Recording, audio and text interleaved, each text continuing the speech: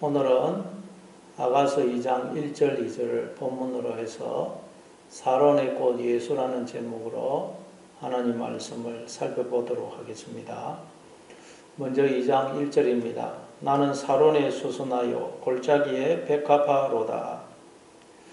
이 구절이 솔로몬 왕이 한 말인지 아니면 술라미 여인이 한 말인지를 두고 학자들 사이에 많은 논쟁이 있습니다.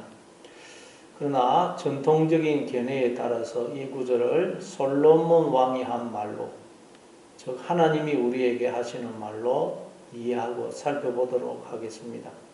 찬송가에도 보면 사론의 꽃 예수라는 가사가 있죠. 그러니까 이 구절은 예수님이, 즉 하나님이 우리에게 자신을 소개하시는 내용입니다. 그럼 하나님이 우리에게 자신을 어떻게 소개하십니까? 먼저 나는 사론에 수선하여. 사론에 수선하. 사론은 갈멜산에서 요바까지 펼쳐진 이스라엘 북부 해안 지역에 있는 평야, 평원입니다. 이 사론이라는 말 자체가 평원, 평야라는 뜻입니다. 그래서 이 사론 지역은 굉장히 비옥한 땅입니다. 오른쪽에는 산맥이 있고 왼쪽에는 그 지중해 바다가 있는 곳입니다.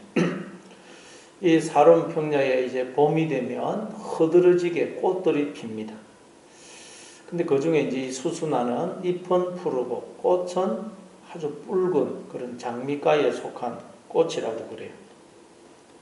근데 하나님은 자신을 두고 나는 사론에 수선하다. 하나님은 자신을 두고 나는 왕궁 안에 있는 정원에 핀 꽃이다. 나는 기족의 저택 안에 있는 그 정원에 핀 꽃이다. 그렇게 말씀하지 않습니다. 나는 사론에 수선하다. 사론의 꽃이다. 그래요. 만약 왕궁 안이나 귀족의 저택 안에 있는 그 정원에 핀 꽃이라면 일반 사람들은 가까이 할 수가 없을 것입니다. 그러나 하나님은 넓게 펼쳐진 그 사론 평야에 흐드러지게 핀 꽃이라는 것입니다. 그래서 누구든지 하나님께 나아갈 수 있고 하나님을 발견할 수 있고 하나님을 만날 수 있다는 것입니다. 누구든지. 마태복음 11장에 보면 감옥에 갇혀있던 세례요한이 사람을 예수님에게 보내어서 오실 거이가 당신입니까? 아니면 우리가 다른 사람을 또 기다려야 됩니까? 하고 묻죠. 그래서 예수님이 그들이 가고 나자 어떻게 말씀하시느냐? 마태복음 11장 7절 이하에 보면 너희가 무엇을 보려고 광야에 나갔더냐? 바람에 흔들리는 갈대냐? 그러면 너희가 무엇을 보려고 나갔더냐? 부드러운 옷 입은 사람이냐? 부드러운 옷 입은 사람들은 왕궁에 있느니라. 그러면 너희가 어찌하여 나갔더냐? 선지자를 보기 위함이었더냐? 옳다. 내가 너희에게 이르노니 선지자보다 더 나은 자니라. 우리는 다 인생이라는 광야의 보냄을 받았습니다. 하나님이 출애굽한 이스라엘 백성들을 광야로 인도하시죠. 근데 왜 하나님이 우리를 인생 광야로 보내셨다고요? 사론의 평원으로 보내셨다고요?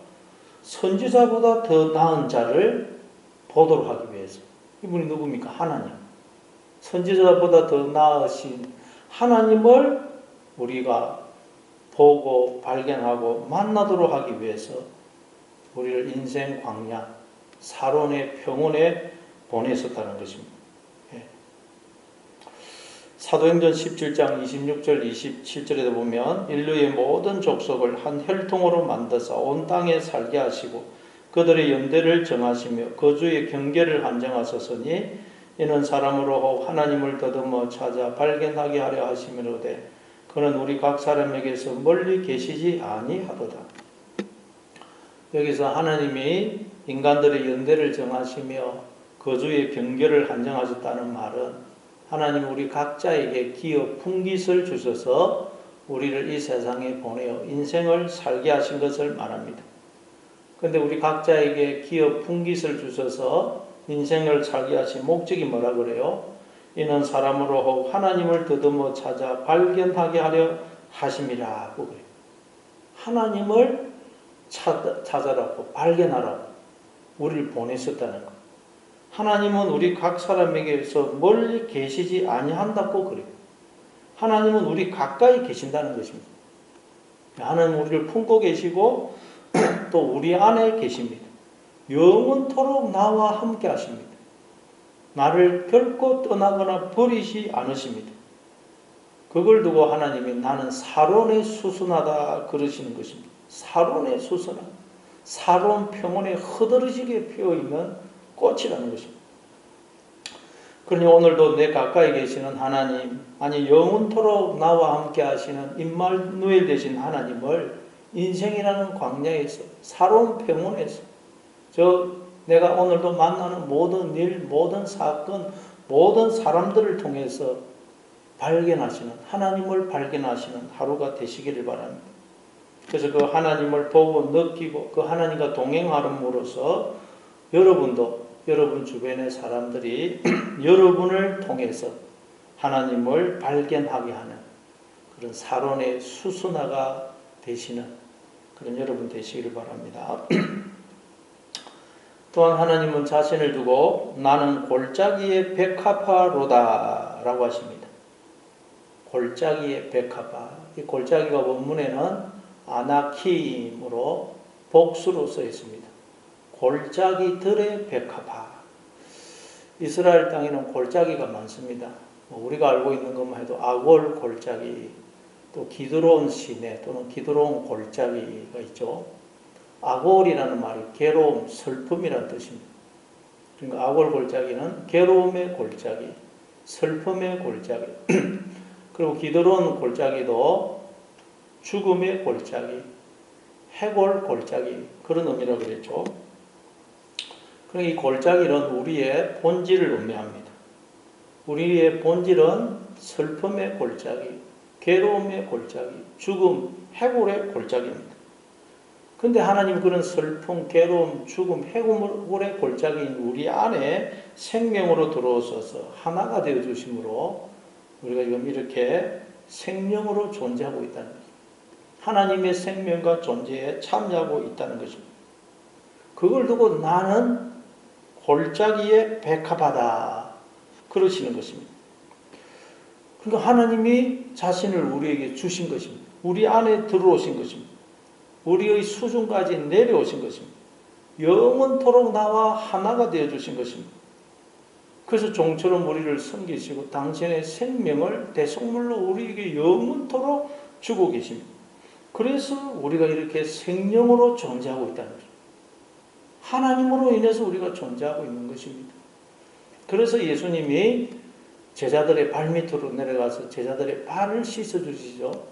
하나님이 지금 그렇게 우리에게 하고 계시다는 것입니다. 그래서 우리가 생명으로 존재하고 있다는 것입니다. 이걸 두고 나는 골짜기들의 백합하다. 골짜기인 우리 안에 들어오신 것입니다. 그래서 하나님은 슬픔과 죽음의 골짜기인 우리를 통해서 백합화를 피우시는 것입니다.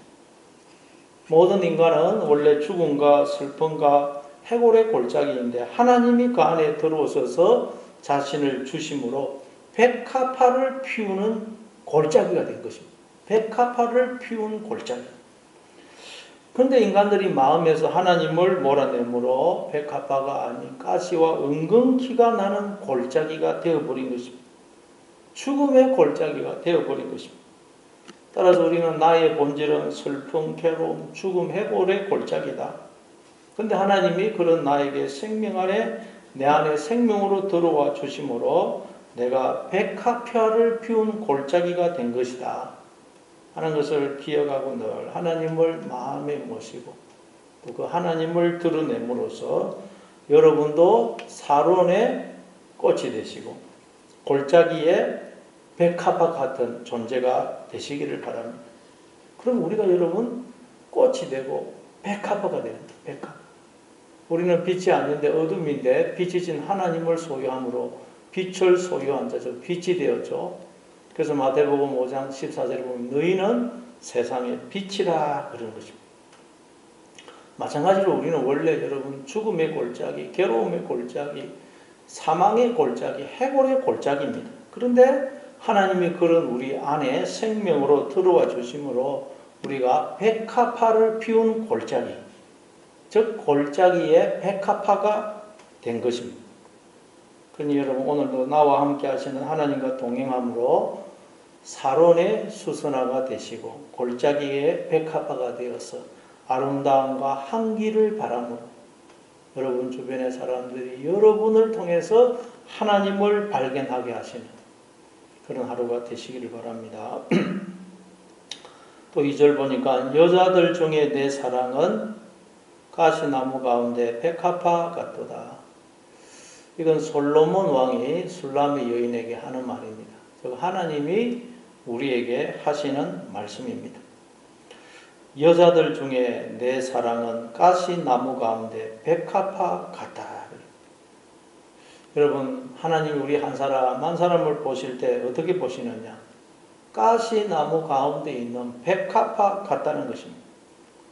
가시나무와 백합화는 비교가 안 됩니다. 그런데 가시나무들이 있는 그곳에 백합화가 있으니 얼마나 아름답게 보이겠어요. 그러니 사람들의 모든 시선이 오직 백합화에게만 가지 않겠습니까?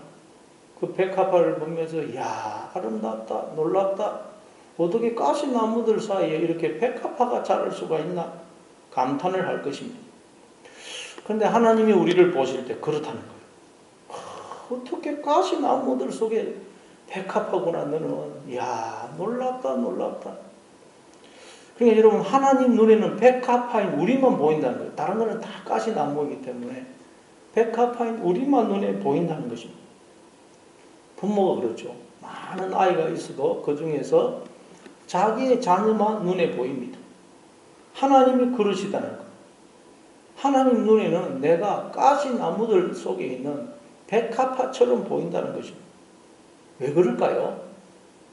하나님은 자신의 생명을 즉 자신을 우리에게 나에게 주셨기 때문에 이걸 두고 예수님은 마태복음 6장 21절에서 내 보물 있는 곳에 내 마음도 있느니라 그러신 겁니다. 하나님은 자신의 보물을 우리에게 주신 겁니다. 자신의 보물. 그 보물은 자신입니다.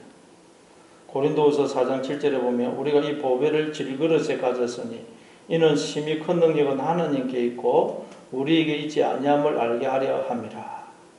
우리는 하나님이라는 보배를 담고 있는 질그릇입니다. 질그릇.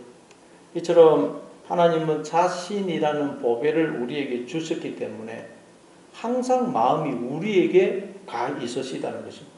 우리만 바라보시는 것입니다.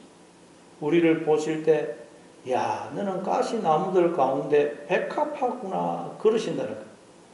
우리를 보실 때 최고로 아름답고 예쁘게 보신다는 거죠. 여러분의 마음은 어디에 있습니까? 여러분의 보물은 무엇입니까? 여러분이 바라보고 있고 마음에 두고 있는 그게 여러분의 보물이에요. 만약에 여러분이 하나님을 바라보고 있지 않고 하나님을 마음에 품고 있지 않다면 하나님이 여러분의 보물이 못 됩니다. 그러나 여러분 원래 우리의 진짜 보물은 하나님이세요. 하나님이 우리의 생명이시고 모든 것이 되십니다. 따라서 우리는 우리의 보배이신 하나님을 늘 바라봐야 됩니다. 하나님을 바라봐요. 왜? 우리의 보배가 하나님이시기 때문에. 또한 누구를 보든지 야, 저 사람은 가시 나무들 가운데 핀 백합화 같구나, 백합화구나 그렇게 보아야 됩니다. 왜냐하면 그 사람 속에도 보배이신 하나님이 계시기 때문입니다. 그 사람도 보배를 담고 있는 질그릇입니다. 그러니 우리는 질그릇만 보면 안 되고 그 질그릇 속에 담겨 있는 보배이신 하나님을 볼 수 있어야 됩니다. 아내를 볼 때도 남편을 볼 때도 당신은 하나님이 나에게 주신 보배입니다. 너는 하나님이 우리 가정에 선물로 주신 보배야. 자녀를 향해서 그렇게 말씀하시기 바랍니다. 우리는 누구를 보든지 그 안에 보배로 계시는 하나님을 볼 수 있어야 됩니다. 그때 그 보배이신 하나님이 우리의 마음에 계시게 되고 그러면 우리는 보배를 담은 질그릇이 되어서 우리가 보배가 되는 것입니다. 그러나 우리가 하나님이 아닌 엉뚱한 것을 바라보게 되면 그게 우리의 마음에 들어오게 됩니다. 그럼 우리의 마음은 온갖 더러운 것들, 쓰레기를 담은 질그릇이 되는 질그릇. 예, 오늘도 그러니 우리의 보배이신 하나님을 늘 바라보시고 사람을 볼 때도 그 속에 들어있는 보배이신 하나님을 바라보심으로 마음의 보배이신 하나님을 닮은 질그릇이 되어 여러분이 보배가 되시기를 바랍니다. 그리고 가시나무 가운데 백합화. 이 말은 가시는 고난, 환난을 가리킵니다. 그러니까 성도는 이 세상에서 고난과 환난을 겪게 된다는 말입니다. 창세기 3장 18절에 보니까 아담의 범죄로 땅이 저주를 받아 가시와 은근키를 낼 것이다 그러죠. 그래서 요한복음 16장 33절에서 예수님도 세상에서는 너희가 환난을 당하나 담대하라 내가 세상을 이겨노라. 우리가 세상에 있는 동안에는, 즉 죄인으로 있는 동안에는 환난을 당하게 되어 있다는 거예요. 가시와 은근키가 우리 주변에 내 속에서 나게 되어 있다는 것이죠. 그러나 담대하라고. 왜냐하면 환난을 통해서 우리 주님이 부활하셨기 때문에, 승리하시기 때문입니다. 그래서 우리도 담대하라고 말씀하시는 것입니다. 여러분, 가시나무들 가운데 백합화가 있으니 여러분 중동 지역은 바람이 많이 부는데 바람이 불 때마다 백합화는 가시에 찔려서 상처가 나고 꽃잎이 떨어질 것입니다. 그러나 그렇게 해서 백합화는 더 진한 향기를 발하게 되는 것입니다. 마찬가지로 성도는 고난과 환난을 통해서 그리스도의 향기를 발하는 자로 거듭나게 되는 것입니다. 고린도후서 12장에 보면 사도 바울에게도 몸에 가시가 있었죠. 가시. 그래서 하나님께 3번이나 이걸 제거해 달라고 간구를 했습니다. 그랬더니 하나님이 뭐라고 대답하십니까? 내 은혜가 내게 족하도다. 이는 내 능력이 약한 데서 온전해짐이라. 사도 바울이 그 말을 듣고 그때 그 이후로는 내가 나의 여러 약한 것들에 대하여 자랑하리니 이는 내 그리스도의 능력이 내게 머물게 하기 위해서다. 우리가 약해야 하나님을 의지하거든요. 약해야 우리가 주님을 바라봅니다. 약해야 우리가 나의 본질을 깨닫고 겸손해집니다. 그래서 고난은 우리가 다 변장된 축복이라고 그러죠. 에스겔서 2장 6절에도 보면 인자야 너는 비록 가시와 질레와 함께 있으며 정갈 가운데 거주할지라도 그들을 두려워하지 말고 그들의 말을 두려워하지 말지어다. 그들은 패역한 족속이라도 그 말을 두려워하지 말며 그 얼굴을 무서워하지 말지어다. 가시와 찔레와 함께 있을지라도 두려워하지 말라. 우리에게는 외적으로 내적으로 가시와 은근키가 있습니다. 그러나 하나님은 그 가시와 은근키를 두려워하지 말라 그러십니다. 왜냐하면 그 가시 때문에 우리는 하나님 앞에 나아가게 되고 하나님을 의지하는 자로 지어져 가기 때문입니다. 그 가시 때문에 우리의 그 사람이 벗겨지고 약해지는 것입니다. 고린도후서 4장 16절 17절에도 보면 그러므로 우리가 낙심하지 아니하노니 우리의 그 사람은 낡아지나 우리의 속사람은 날로 새로워지도다. 우리가 잠시 받는 환난에 경한 것이 지극히 크고 영원한 영광에 중한 것을 우리에게 이루게 함이니 잠시 받는 환난에 경한 것이 지극히 크고 영원한 영광에 중한 것을 우리에게 이룬다는 것입니다. 백합화가 가시에 찔리면 찔릴수록 향기를 발하듯이 우리도 고난과 환난을 통과하면서 오직 하나님만 바라보고 하나님만 의지하는 자, 하나님을 마음에 모신 자로 거듭나는 것입니다. 그러니 여러분 오늘도 가시와 은근키로 가득한 인생을 살아갈 때 가시와 은근키 때문에 두려워하지도 마시고 불평 원망하지도 마시고 낙심하지도 마시고 그 가시 때문에 더 주님을 바라보고 더 주님을 의지함으로 그리스도의 향기를 바라는 그런 백합화로 살아가시는 여러분 되시기를 바랍니다.